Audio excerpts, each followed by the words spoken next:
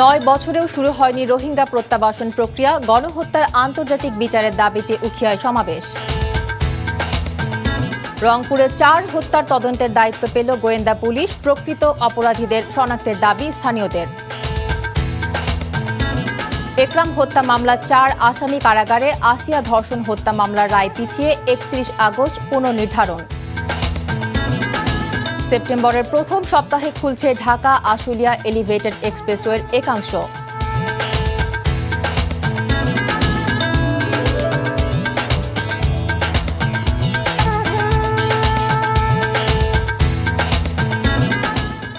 আসসালামু আলাইকুম, নাইমা কেয়া স্বাগত জানাচ্ছি এনটিভির দেশের খবরে। দেখছিলেন আই গ্যাস ইউনাইটেড শিরোনাম, এবার পুরো খবর। এদিকে কক্সবাজারের উখিয়ার রোহিঙ্গা ক্যাম্পে নিরাপদ, মর্যাদাপূর্ণ প্রত্যাবাসন এবং গণহত্যার আন্তর্জাতিক বিচারের দাবিতে হাজারো রোহিঙ্গার অংশগ্রহণে বিশাল সমাবেশ অনুষ্ঠিত হয়েছে।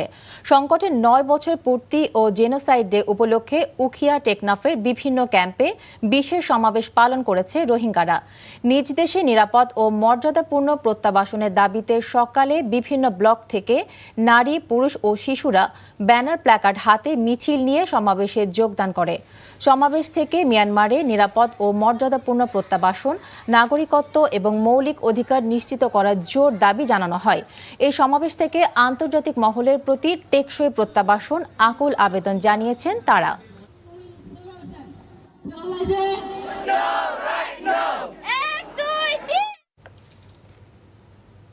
রংপুরে অবসরপ্রাপ্ত স্কুল শিক্ষক গণপতি চক্রবর্তী সহ একই পরিবারের ৪ জনকে নৃশংসভাবে হত্যা মাদক সেবীরাই করেছে, এমন দাবি করেছেন তদন্তের দায়িত্ব পাওয়া রংপুর মেট্রোপলিটন পুলিশের গোয়েন্দা প্রধান।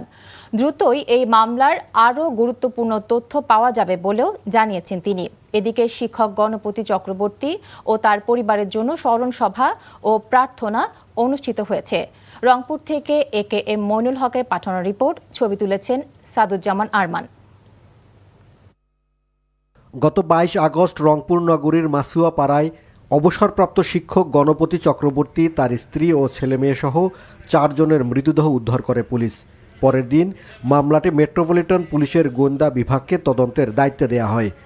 দায়িত্ব পেয়ে গোয়েন্দা বিভাগের এই কর্মকর্তা জানান, দ্রুতই চাঞ্চল্যকর এই মামলাটির রহস্য উন্মোচন করা হবে। তাদের স্বীকারোক্তি অনুসারে তাদের লুকানো জায়গা থেকে লুণ্ঠিত মালামাল, স্বর্ণালঙ্কার উদ্ধার করা হয়েছিল এবং পরবর্তীতে কালকে আমরা এটা স্বর্ণকারদের টেস্ট করিয়েছি। ওখানে কিছু পরিমাণ স্বর্ণ পাওয়া গেছে, কিছু পরিমাণ ইমিটেশন পাওয়া গেছে। এটা পরবর্তীতে আমরা মালখানায় জমা রেখেছি, হেফাজতে আছে। তা এর ফলে কিন্তু মোটামুটি প্রমাণ হয়ে যায় যে এই বাড়িতে যে অপকর্মটা ঘটেছে এটা কিন্তু এই 2 জনই করেছে। এদিকে একই পরিবারের ৪ জনকে হত্যার ঘটনায় এখনও শোকে স্তব্ধ মাসুয়াপাড়া। সঠিক তদন্তের মাধ্যমে প্রকৃত অপরাধী খুঁজে বের করার দাবি স্থানীয়দের।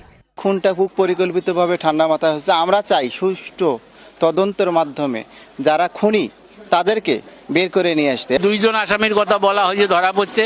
এই 2 জনে এত বড় হত্যাকাণ্ড সংগঠিত করা সম্ভব নয়।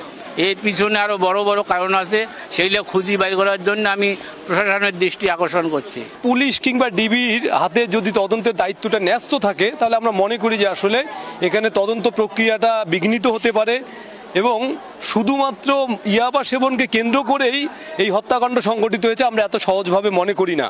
নিহত সনাতন চক্রবর্তীর সাবেক কর্মস্থল রংপুর জিলা স্কুলে প্রার্থনা ও স্মরণ সভা অনুষ্ঠিত হয়েছে। স্মরণ সভায় বক্তারা অবিলম্বে হত্যার প্রকৃত কারণ উদ্ঘাটন করে দ্রুত বিচার নিশ্চিতের আহ্বান জানান। NTV news desk. কক্সবাজারের টেকনাফে ক্রসফায়ারে একরামুল হক হত্যা মামলায় ব্রিগেডিয়ার জেনারেল মিফতাউদ্দিন আহমেদ ও সাবেক সংসদ সদস্য আব্দুর রহমান বদিকে কারাগারে পাঠিয়েছে আন্তর্জাতিক অপরাধ ট্রাইব্যুনাল। বিচারপতি নজরুল ইসলাম চৌধুরীর নেতৃত্বাধীন ট্রাইব্যুনাল 2 আজ এই আদেশ দেন। এর আগে সকালে 2 আসামিকে আদালতে হাজির করা হয়। এই মামলায় ক্ষমতাচ্যুত প্রধানমন্ত্রী শেখ হাসিনা সহ অপর 7 আসামিকে আত্মসমর্পণের জন্য পত্রিকায় বিজ্ঞপ্তি প্রকাশেরও আদেশ দিয়েছে ট্রাইব্যুনাল। 2018 সালের 26 মে রাতে কক্সবাজারের টেকনাফের সড়ক থেকে একরামুল হককে তুলে নেওয়া হয়। রাত 11টা থেকে 12টার মধ্যে টেকনাফ সদর ইউনিয়নের নোয়াখালিয়া পাড়ায় মেরিন ড্রাইভের সাগর তীরে র্যাবের কথিত বন্দুক যুদ্ধে নিহত হন তিনি। মাগুরায় ৮ বছরের শিশু আসিয়াকে ধর্ষণ ও হত্যা মামলায় হাইকোর্টের রায়ের দিন পিছিয়ে আগামী ৩১ আগস্ট ধার্য করা হয়েছে। বিচারপতি বিশ্বদেব চক্রবর্তী ও বিচারপতি AKM রাশেদুজ্জামান রাজার সমন্বয়ে গঠিত হাইকোর্টের দ্বৈত বেঞ্চ আজ এই আদেশ দেন। গতকাল আপিলের শুনানি শেষ হলে রায়ের জন্য আজ দিন নির্ধারণ করে আদালত। এই মামলায় আপিলের শুনানি শুরু হয় গত ১১ আগস্ট থেকে। মাগুরা শহরে বোনের বাড়িতে বেড়াতে গিয়ে গত বছরের ৫ মার্চ রাতে ধর্ষণের শিকার হয় ৮ বছরের শিশু আসিয়া। বোনের শ্বশুর হিটু শেখ শিশুটিকে ধর্ষণের পর হত্যারও চেষ্টা চালায়। ৮ দিন হাসপাতালে অচেতন থাকার পর ১৩ মার্চ ঢাকার সম্মিলিত সামরিক হাসপাতালে মৃত্যু হয় আসিয়ার। এ ঘটনায় শিশুটির মা বাদী হয়ে হিটু শেখ সহ ৪ জনের বিরুদ্ধে মামলা করেন।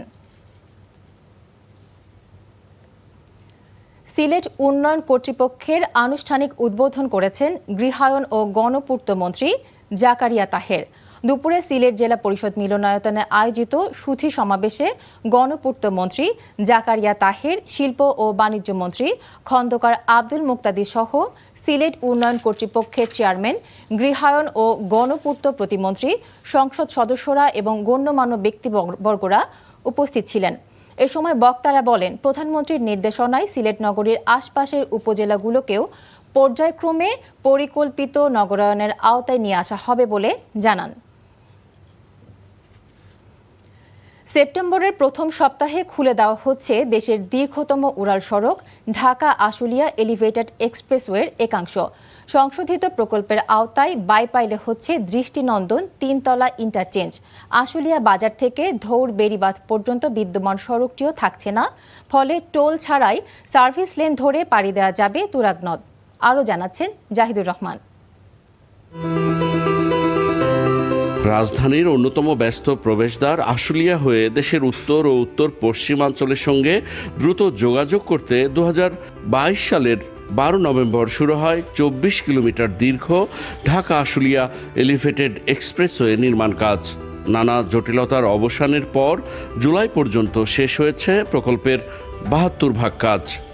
চ্যালেঞ্জ ছিল, আমাদের টাকা পয়সার সংস্থান ছিল না।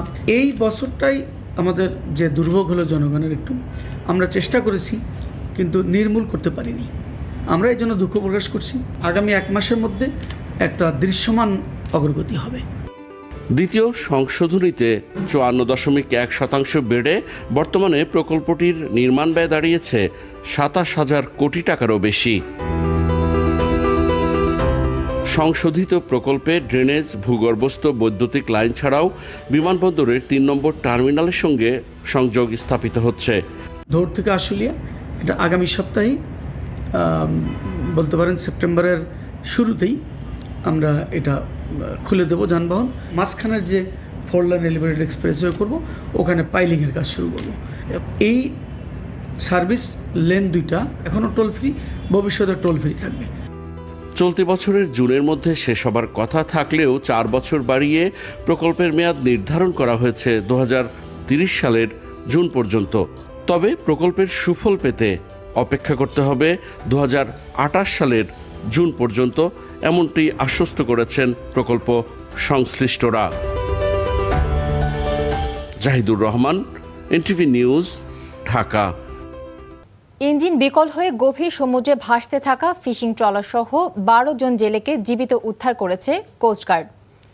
দুপুরে কোস্টগার্ডের মিডিয়া কর্মকর্তা লেফটেন্যান্ট কমান্ডার সাব্বির আলম সুজন জানান, গত 23 আগস্ট FB মায়ের দোয়া নামক একটি ফিশিং ট্রলার 12 জন জেলে নিয়ে মাছ ধরতে সুন্দরবনের দুবলা চর থেকে 12 নটিক্যাল মাইল দক্ষিণ গভীর সমুদ্রে যায়।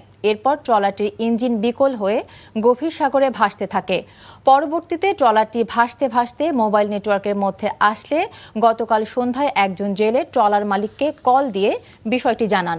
এরপর কোস্টগার্ডের সহায়তায় উদ্ধার অভিযান শুরু করেন।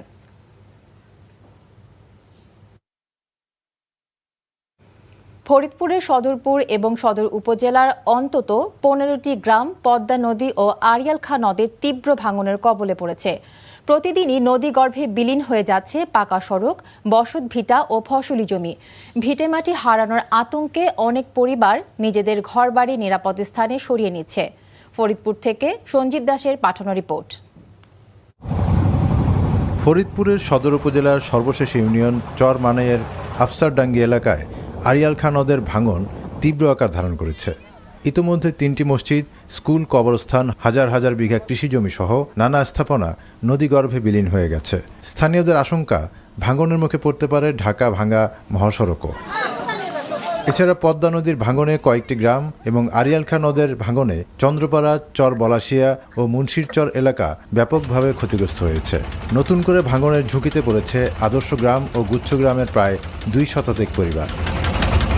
অন্যদিকে ঢেউখালী ইউনিয়নের চর বলাশিয়া গ্রামে আরিয়াল খাঁ নদের গ্রাসে ইতিমধ্যে প্রায় অর্ধশতাধিক বসতঘর বিলীন হয়েছে। আমাকে মনে করেন এই বাড়িঘর 7 বার মনে করেন ভাঙ্গা হয়ে গেছে। মানে ফিরে যে ভাঙে আমরা তো কই যায় দাঁড়াবো সেই জায়গাটা আমাকে নাই। নদীতে যদি স্থাপত্যের ব্যবস্থা না করা হয় গ্রামটি অস্থিরে বিলীন হয়ে যাবে। এখানে ভাঙলে আমরা উদ্বাস্ত হয়ে যাব। এখন আমাদের বাড়ি করার মতো কোনো জায়গা জমিন কিছু নাই, আবার যা ছিল সবই নদীর মধ্যে। স্থানীয় সংসদ সদস্য ও পানি উন্নয়ন বোর্ডের কর্মকর্তারা জানিয়েছেন এই ব্যাপারে কার্যকর ব্যবস্থা নেওয়া হবে এবং ভাঙন রোধে কাজ শুরু হয়েছে। এটা একটা স্থায়ী সমাধান দরকার, সেজন্য পদ্মা এবং আরিয়াল খাঁ দুইটা নদীতেই একটা সমন্বিত সমীক্ষা প্রকল্প আমাদের সম্পন্ন হয়েছে। বিশেষ করে আকটরচর ইউনিয়নের শয়তানখালী এবং পিয়াজখালী বাজার এলাকায় ভাঙন থেকে রক্ষার্থে সমীক্ষার আলোকে আমরা প্রকল্প প্রণয়নের কাজ প্রায় শেষ দিকে নিয়ে আসছি। বৃহত্তর পরিসরে পার্মানেন্টলি কি কাজ করা যায় নদী ভাঙনের বিরুদ্ধে চর প্রদূষণের একটা প্রকল্প বাস্তবায়নাধীন আছে সবুল্লা সিংদের দাগি থেকে হাজীগঞ্জ এলাকায়।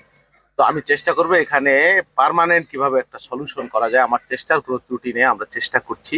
এসব ব্যবস্থা কতটা কার্যকর হয় সেটি দেখার অপেক্ষা এলাকাবাসীর। টেকসই ব্যবস্থা না হলে ভিটেমাটি হারানোর শঙ্কা করছেন তারা। NTV news desk. হবিগঞ্জ সদর উপজেলার লস্করপুর ইউনিয়নের কালীগঞ্জ এলাকায় খোয়াই নদীর বাঁধ পরিদর্শন করেছেন পানি সম্পদ প্রতিমন্ত্রী ফরহাদ হোসেন আজাদ।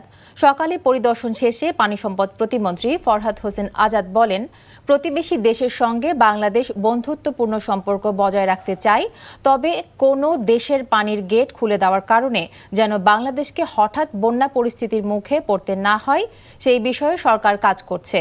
খোয়াই নদীর বাঁধ ভাঙনের বিষয়ে দেখা হচ্ছে, এজন্য বিশেষজ্ঞ দল নিয়ে ঘটনাস্থলে আসা হয়েছে। দুর্নীতির বিরুদ্ধে প্রতিরোধ গড়ে তোলা ও চ্যালেঞ্জ নেওয়ার কথা জানিয়ে পানি সম্পদ মন্ত্রী শহীদ উদ্দিন চৌধুরী অ্যানি বলেছেন, দুর্নীতির বিরুদ্ধে চ্যালেঞ্জ নেওয়া হয়েছে।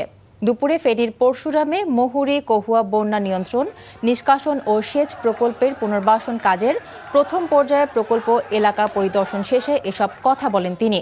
বর্ষা মৌসুমে ভারত কোনো ধরনের বার্তা না দিয়ে উজানের পানি ছেড়ে দেওয়ার বিষয়ে মন্ত্রী বলেন, প্রতিবেশী ও বন্ধুত্বপূর্ণ দেশ হিসেবে বাংলাদেশের প্রতি ভারতের আরও দায়িত্বশীল হওয়া প্রয়োজন। বন্ধুত্বের সম্পর্ক কতটা ইতিবাচক হওয়া দরকার, ভারতকে তা বিবেচনা করতে হবে। বিএনপির প্রতিষ্ঠাতা জিয়াউর রহমান ও বিএনপির সাবেক চেয়ারপারসন খালেদা জিয়ার কবরে শ্রদ্ধা নিবেদন করেছেন রাঙ্গামাটি পার্বত্য জেলা পরিষদের পুনর্গঠিত 15 সদস্যের নতুন পরিষদ। পরে তাদের আত্মার মাগফিরাত কামনা করেন তারা। এ সময় উপস্থিত ছিলেন পার্বত্য চট্টগ্রাম বিষয়ক মন্ত্রণালয়ের মন্ত্রী সাচিং প্রুজেরি এমপি, ভূমি ও পার্বত্য চট্টগ্রাম বিষয়ক মন্ত্রণালয়ের প্রতিমন্ত্রী ব্যারিস্টার মীর মোহাম্মদ হেলাল উদ্দিন। গত বৃহস্পতিবার জেলা পরিষদের অন্তর্বর্তীকালীন নতুন পরিষদ গঠন করে পুরনো পরিষদ বিলুপ্ত করা হয়। নতুন পরিষদে জেলা বিএনপির সভাপতি দীপন তালুকদার দীপুকে চেয়ারম্যান মনোনীত করে 14 জনকে সদস্য নিযুক্ত করা হয়। দিনাজপুর সরকারি গোডাউন থেকে কর্তৃপক্ষের অনুমতি ছাড়াই সার বিক্রির অভিযোগে স্টোর কিপারকে আটক করেছে পুলিশ। সোমবার রাতে ঊর্ধ্বতন কর্তৃপক্ষের অনুমোদন ছাড়াই 327 মেট্রিক টন সার বিক্রি করেন স্টোর কিপার আক্তারুল ইসলাম। এই ঘটনা জানাজানি হলে তাকে আটক করে পুলিশ। বিক্রি করা সারের দাম প্রায় 75 লাখ টাকা। দিনাজপুর কোতোয়ালি থানায় মামলা দায়ের করা হয়েছে। আটক স্টোর কিপার আক্তারুল ইসলামকে আদালতের মাধ্যমে জেল হাজতে পাঠিয়েছে পুলিশ। বাগেরহাটে 59টি চোরাই মোবাইল ফোন উদ্ধার করেছে পুলিশ। চুরির সঙ্গে জড়িত থাকার অভিযোগে আটক করা হয়েছে 4 জনকে। গতরাতে ফকিরহাট সদরের রেজাউর রহমান পলাশের পুষ্প টেলিকমে অভিযান চালিয়ে এসব মোবাইল উদ্ধার করা হয়। সকালে বাগেরহাট পুলিশ সুপার হাসান মোহাম্মদ নাসের রিকাবদার জানান, প্রতিটি মোবাইল ফোনের আলাদা IMEI নম্বর থাকে, যার মাধ্যমে ফোনটি শনাক্ত করা যায়।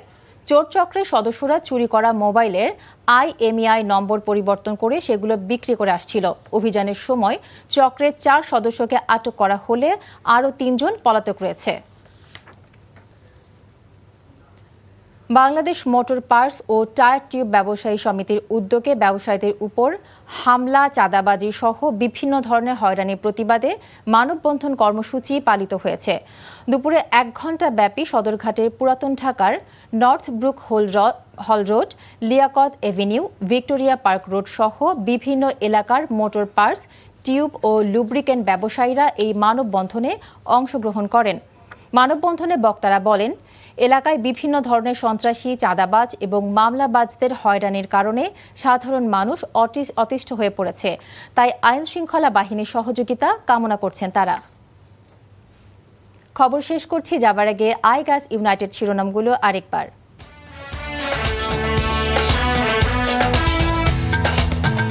নয় বছরেও শুরু হয়নি রোহিঙ্গা প্রত্যাবাসন প্রক্রিয়া, গণহত্যার আন্তর্জাতিক বিচার দাবিতে উখিয়ায় সমাবেশ। রংপুরে 4 হত্যার তদন্তের দায়িত্ব পেল গোয়েন্দা পুলিশ, প্রকৃত অপরাধীদের শনাক্তের দাবি স্থানীয়দের। একরাম হত্যা মামলা 4 আসামি কারাগারে, আসিয়া ধর্ষণ হত্যা মামলার রায় পিছিয়ে 31 আগস্ট পুনর্নির্ধারণ। সেপ্টেম্বরের প্রথম সপ্তাহে খুলছে ঢাকা আশুলিয়া এলিভেটেড এক্সপ্রেসওয়ের একাংশ। এই ছিল দেশের খবরে। এই খবরের ভিডিও সহ আপডেট জানতে ভিজিট করুন NTV অনলাইন www.ntvbd.com। এছাড়াও NTVর জনপ্রিয় সব অনুষ্ঠান ও খবরের আপডেট জানতে ভিজিট করুন আমাদের ইউটিউব ও ভেরিফাইড ফেসবুক পেজে। এতক্ষণ সাথে থাকার জন্য ধন্যবাদ সবাইকে। 6টায় ইভিনিং নিউজ দেখার আমন্ত্রণ রইল।